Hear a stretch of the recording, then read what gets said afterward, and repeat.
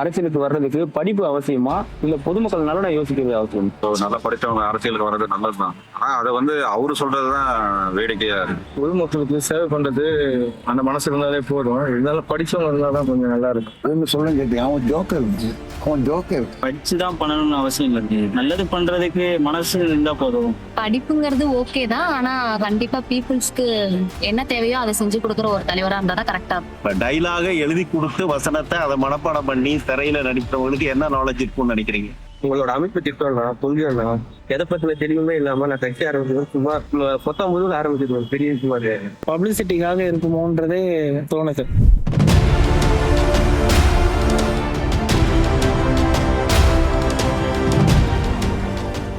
விஜய் நேற்று சொல்லியிருக்காரு, அரசியலுக்கு நல்ல படிச்சுட்ட தலைவர்கள் வரணும், மாணவர்களுக்கு அறிவுரை சொல்லியிருக்காரு, படிச்சவங்களை தேர்ந்தெடுங்க அப்படின்னு சொல்லியிருக்காரு. அரசியலுக்கு வர்றதுக்கு படிப்பு அவசியமா இல்ல பொதுமக்கள் நலனை யோசிக்கிறது அவசியம்? இதுவே அவசியம் தான். இன்னைக்கு ஜெனரேஷன்ல படிக்க ரொம்ப அவசியம் தான். படிப்பு நல்லா படிச்சவங்க அரசியலுக்கு வர்றது நல்லதுதான். ஆனா அதை அவரு சொல்றதுதான் வேடிக்கையா இருக்கு.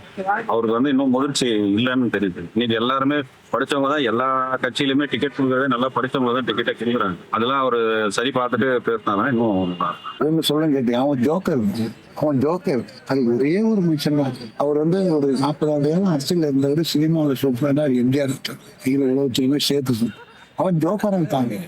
கட்சி ஆரம்பிச்சதும் பாத்தீங்களா, டக்கு நெட்ல விடுறது, நம்ம வெற்றிக்காரன் சொல்லிட்டு அவன் உதவனா ஓடலாம். என்ன படிச்சவன் வருது மக்களால் தேர்ந்தது கூட யாரோட தெரியும். படிச்சவனா இருக்கணும். காமராஜ் படிச்சோம், எம்ஜிஆர் படிச்சோம். இது மெச்சூரிட்டி இருக்கு. அதான் பண்ணலாம். அப்பா பேச்ச கேட்டாங்கன்னா அருமையா பண்ணி எனக்கு தெரிஞ்ச ஒரு 7-8% அதிகமாலாம் நீங்க அது கூட இங்க வாங்கினா வாங்க நீ பாட்டு நான் சொல்றேன். இல்ல அவன் பண்றது யார் அட்வைஸ் கேட்கறாங்க தெரியாது. யார் அட்வைஸ் அப்பாவை தெரிஞ்சுட்டான். தான் அவர் போனான்னு சொல்றாரு. நல்ல மனுஷன், கரெக்டான கருத்தை அவர் சொன்னார். அதாவது படிச்சவன் அரசியலுக்கு வரணும் அப்படிங்கிறது அதுவே தப்பான கதை. ஏன்னா ஆல்ரெடி எல்லாருமே படிச்சவங்க தான். திருமாவளம் படிக்கலையா, அண்ணாதுரை படிக்கலையா, ஆல்ரெடி படிச்சவங்க தான் இருந்து அரசியல் இல்லை. இந்த டாக்கே எனக்கு தப்பா தான் தோணுச்சு. அவர் சொன்ன விஷயம் எதுவுமே படிச்சவங்க தான் இருக்காங்க. இது பக்கம் நான் படிக்கணும். இன்னைக்கு பாத்தீங்கன்னா தமிழ்நாடு தான் எஜுகேஷன்ல டாப்ல இருக்கு இந்தியா வயசுல. ஸோ இதை ஏற்கனவே படிச்சவங்க பண்ணதால தானே இதெல்லாம் நம்ம மேல இருக்கும். படிச்சுதான் பண்ணணும்னு அவசியம் இல்லை. நல்லது பண்றதுக்கு மனசு இருந்தா போதும். நல்லது பண்றது படிப்பு. என்னை பொறுத்த வரைக்கும் நல்லது பண்றதுக்கு படிப்பு தேவை. சேவை செய்யறது யாருன்னா சேவை செய்யணும். அதே அரசியல் வாங்க எங்க அப்பா பேர் படிக்காம தான் இருந்தோம். சேவை செய்யறது யாருன்னா சேவை செய்யும். அவங்க மனசை கொடுக்கிறது. படிப்புங்கிறது ஓகே தான், ஆனா கண்டிப்பா பீப்புள்ஸ்க்கு என்ன தேவையோ அதை செஞ்சு கொடுக்குற ஒரு தலைவரா இருந்தா தான் கரெக்டா இருக்கும். பொதுமக்களுக்கு சேவை பண்றது அந்த மனசு இருந்தாலே போதும். இருந்தாலும் படிச்சவங்க இருந்தாதான் கொஞ்சம் நல்லா இருக்கும். இந்த நாங்குநேரியில கூட அந்த ஜாதி பிரச்சனையில இருந்த அந்த மாணவரை இவர் போய் நேர்ல பார்க்கவே இல்லை. அவரை கூப்பிட்டு நேற்று உட்கார வச்சு போட்டோ எடுத்து எல்லாம் விளம்பரம் தான்.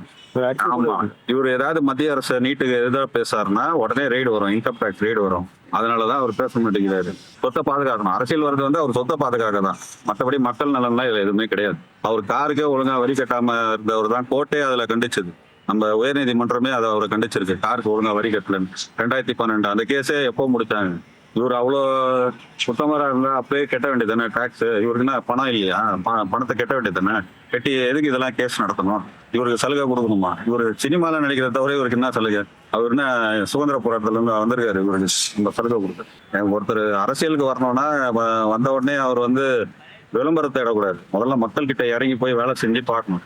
அப்போ குரல் கொடுக்குறப்போ கலாச்சாரத்துக்கு குரல் கொடுக்குறவையா நீட்டுக்கு இன்னும் கொடுக்க மாட்டாரு. மாணவரோட எதுக்கு இப்போ இந்த விழாவே மாணவர்களை வச்சுதான், மாணவர்கள் எதிர்காலத்தை வச்சுதான். அதை பத்தி ஒரு வார்த்தை பேச மாட்டேன். இன்கம் டேக்ஸ் ரெய்டுக்கு பயந்து இதுக்கு மட்டும் ஏன் கலாச்சாரத்தை பத்தி பேசுறேன்னா, மாநில அரசு ஒண்ணு எந்த ரெய்டும் பண்ண போறது கிடையாது. மத்திய அரசாங்கம் தான் பண்ணணும். மத்திய அரசாங்கத்துக்கு பயந்து தானே நீங்க இது மாதிரி பண்றீங்க. செலக்ட் பண்ணி வெறும் மாநில அரசுக்கான போராட்டம் மட்டும் தான் பண்ணுவேன், மத்திய அரசு எடுத்து பண்ண மாட்டேன்னா அப்ப என்ன அரசியல்? அந்த அரசியல்லாம் எடுப்படாது. மக்கள் மத்தியில எடுப்பதான். அவருக்கு எக்ஸ்பீரியன்ஸ் கிடையாது, அரசியல அனுபவம் கிடையாது. புதுசா இப்பதான் கத்துக்கிட்டு இருக்காங்க, பார்த்து தெரிஞ்சுக்கிட்டு இருக்காங்க. அது நம்ம மத்த அரசியல்வாதி படக்குன்னு பேசிட்டு போற ஆளு கிடையாது விஜய். அதை 1க்கு 10 அளவு யோசிப்பாங்க. யோசிச்சுட்டு தான் பண்ணுவார், யோசிச்சுட்டு தான் பேசுவார். கேரக்டர் அது எழுதி கொடுத்து நடிக்கிறவங்க தானே சார்.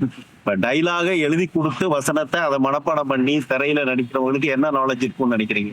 இருக்காது. ரஜினியா இருந்தா கூட, கமலா இருந்தா கூட, அவங்க கமல் கூட பாருங்க இப்பதான் பேசவே தெரியுது. அரசியல் பத்தி என்னன்னே சொல்றாரு 1-2 வார்த்தை. ரஜினிக்கு எதுவுமே தெரியாது, செய்யறோம். விஜய் நம்ம இவரை பொறுத்த அளவு, விஜயை பொறுத்த அளவு ஒண்ணுமே தெரியாது. புரியுதுங்களா? அதனால ஒரு நடிகன் தானே, நடிகன் அனுபவப்படணும், இனியும் பக்குவப்படணும், எவ்வளவு விஷயங்கள் தெரிஞ்சுக்கணும், அடிப்படணும், புரியுதா? விமர்சனங்கள் அதிகமா வரணும், அதுக்கு பதில் சொல்லணும், ஸ்பீச் வைக்கணும், எக்கச்சக்கம் கேள்விகளுக்கு பதில் சொல்லணும். இதெல்லாம் இப்ப வராது, 10 வருஷம் ஆகும். பண்ணது பூரா எல்லாருக்கும் வாக்கு சொல்ல கிடையாது. எல்லாரும் இந்த கட்சி அவங்களுக்கு வாழ்த்து, அந்த கட்சி அவங்களுக்கு வாழ்த்து, அவன்தான் வாழ்க்கை மட்டும் தான் சொல்றாரு. அதை தாண்டி அவர் என்ன தொடர்ச்சியா என்ன பண்ணி உங்களோட அமைப்பு திட்டம்னா புரியும்னா எதை பத்தின தெரியுமே இல்லாம நான் கட்சி ஆரம்பிச்சது சும்மா 19 ஆரம்பிச்சிருக்கேன். பெரிய சும்மா சும்மா ஏதோ இவருக்கு ஒரு சோர்ஸ் இருக்கு, அந்த சோர்ஸை வந்து இன்னும் மேல மணியா மாத்திருக்காரு கட்சி ஆரம்பிச்சிருக்காரு. என்னோட தாக்கம் இருக்கு. உங்களுக்கு கொள்கைன்னு ஒரு விஷயம் இருக்கான்றதே இன்னும் வரைக்கும் தெரியல. ஸோ அப்புறம் நீங்க எப்படி வந்து ஒருத்தர் எடுத்து சண்டை போட முடியும்? அவங்களோட கொள்கை என்னன்னு முதல்ல உங்களுக்கு தெரியும். அதை பத்தின எந்த புரிதலும் இல்லை.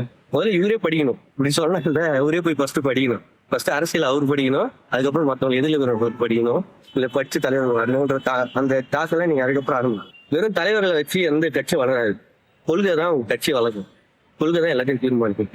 எதை நோக்கி உங்க பயணம் இருக்கு? நீங்க இடதுசாரி அரசியலை ஃபாலோ பண்ண போறீங்களா, இல்ல வலதுசாரி அரசியல் ஃபாலோ பண்ண போறீங்களா, இல்ல கமல் மாதிரி ரெண்டுமே புரியாம நடு மையம் நேரம் ஏடாவிடமா பேசினது போறீங்கன்னா நீங்க தான் முடிவு பண்ணணும். ஸோ இது எதுவுமே இல்லாம நம்ம எதுவும் பண்ண முடியாது. நீ கல்வி நீட்டை எடுத்துங்க. தமிழ்நாட்டுல எவ்வளவு இறப்புகள் வெளியே நடந்திருக்கு, எத்தனை போராட்டங்கள் நடத்திருக்கோம். இதை பத்தி அவர் பேச தயங்குறாருன்னா அப்புறம் நீங்க எதை பத்தி பேசிக்கணும்? ஃபியூச்சர்ல உங்களை நம்பி எப்படி ஓட்டு போடுறாங்க? இன்னைக்கு கலாச்சார விஷயம், அன்னைக்கு அவங்க வீட்டாண்ட போய் பாக்குறாரு, பார்த்துட்டு அதுக்கு என்ன சொல்யூஷன்? ஒரு சின்ன போராட்டம், ஒரு ஆர்ப்பாட்டம். இன்னைக்கு மாசுங்க தினத்துறமான மாசு இல்ல. அதெல்லாம் ஞாபகம் வச்சுங்க. இப்ப நீட்டு சொல்றீங்க, அனிதாவுக்கு போனாங்க, எங்க போனாங்க போயிட்டு அந்த வீட்டுல உட்காந்து அவ்வளவுதான். நீட்டுக்கு ஒரு பிரச்சனை என்ன? நீ கட்சிக்கல தானே சொல்ல வேண்டும் வேண்டாம்னு சொல்லு. இல்ல நானே எதிர்ப்பேன், தனியா ஒரு இது இதான் பண்ண இந்த இது கொடுக்கும்போது ஒரு நேரம் பேசுறாங்க, பேச்சே அவங்க சரியா வரணும்னு பொண்ணு தெரியாத போய் அந்த சீட்ல உட்கார வச்சு என்னங்க பண்ணுவாங்க? சும்மா அந்த டிவி போய் அங்க போய் இப்படின்றாங்க. என்ன பார்த்தா இது பண்ணுவாங்க. அது ஏதோ ஒரு படம் இல்லைங்க, இது கொடுத்தாரு, அதை போய் பண்றாங்க. நீ தலைவர் ஆயிட்ட பிறகு மான இதெல்லாம் என்னது இது அப்படி பண்றது? யாரோ சொல்லி கொடுத்துருவாங்க. அவன்கிட்ட அந்த முக்கால் டிவி பண்ணணும் போன வரணும் வந்து ஒரு சில பேருக்கு சொல்லுவாங்கல்ல, இதெல்லாம் அந்த போட்டோவோட சரி ஆமா போவாங்க. அந்த இதுவோட அவரு போயிடும், அப்படியே போயிடாது. அது ஒன்றும் இதுவா யாரோ சொல்றது, உனக்கு கூட இது பண்ணிக்கோ, அதை பண்ணிக்கோ, இதை பண்ணிக்கோ, பிரச்சனை அப்படின்னு சொல்லி எனக்கு தெரிஞ்சு வந்து ஒரு பப்ளிசிட்டிக்காக இருக்குமோன்றது எனக்கு தோணுது. மை ஒப்பீனியன் அது மாதிரி எனக்கு தோணுது. அது போய் அப்போ போய் பார்த்துருந்தாங்கன்னா அது வந்து ஒரு இது மாதிரி நடக்கக்கூடாது அப்படின்றதுக்காக போய் பார்த்துருக்காரு, அது மாதிரி சொல்லலாம்.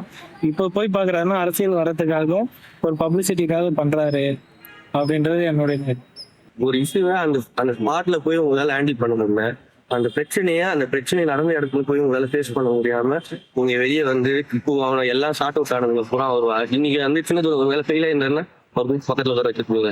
இன்னைக்கு அவர் ஃபேம் ஆயிட்டாரு, அந்த ஃபேமை நீங்க யூட்டிலைஸ் பண்ணிருக்கோம். இதை தாண்டி உங்ககிட்ட வேற என்ன இருக்கு? அன்னைக்கு பிரச்சனை நடந்தப்போ போயிருக்கணும். ஒருத்தன் பாதிக்கப்படும் போது அந்த பாதிப்போட அந்த கூட போய் நிக்கிறது தான் வந்து ஒரு நல்ல தலைவனோட அழகா இருக்கும். அவன் எல்லாத்தையும் சரியாயிட்டு ஒரு அளவுக்கு எல்லாம் டாப்ல வந்ததுக்கப்புறம் நீங்க சூப்பு வந்து அதை நான் யூஸ் பண்ணிக்கணும் அப்படிங்கும் போது நான் இதை பயன்படுத்திடுறேன்னு தான் பண்ணேன்.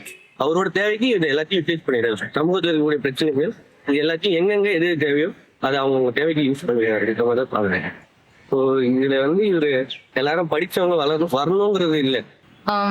நான் என்னை பொறுத்தவரை நான் எப்படி பாக்குறேன்னா அப்ப பண்ணியிருந்திருக்கணும் தான். ஏன்னா தெரிஞ்சதுனாலதான் அவங்க பண்ணாம இருந்திருப்பாங்க. தெரிஞ்சும் பண்ணாம இருந்திருந்தாங்கன்னா அது தப்பு தான். இனிமே அவங்க பண்றதுக்கான சான்சஸ் இருக்கு. அரசியல் வரதுக்காக பண்றதா கூட இருக்கலாம்.